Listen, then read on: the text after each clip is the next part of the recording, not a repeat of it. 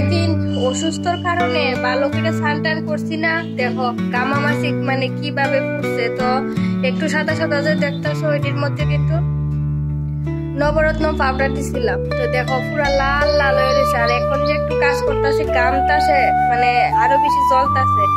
তো যাই হোক বন্ধুরা, আজকে অনেকদিন পরে একটু সুস্থ, তো ভাবলাম তোমার সঙ্গে ছোট্ট একটা ভিডিও শেয়ার করি।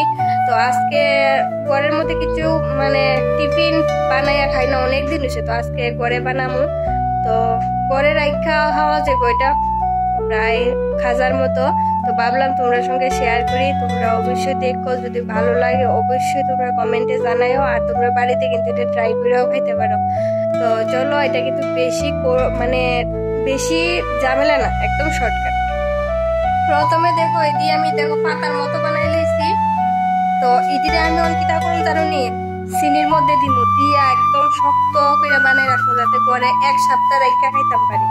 তো এই দেখো তোমরা আমি হাতে নিয়ে সেটা দেখাইতেছি।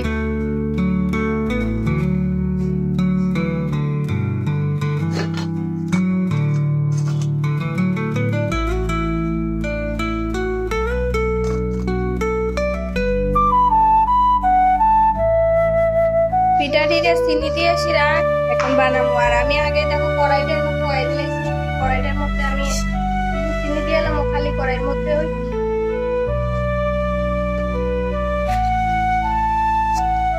আমি এনে শিরা বানানোর লেগে দেখুন চিনির মধ্যে একটু জল দিচ্ছি, একটু পরিমাণে জল দিচ্ছি।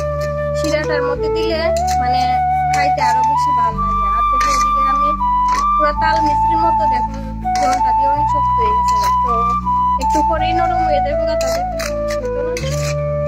খাইতে কিন্তু বেশ ভালো লাগে।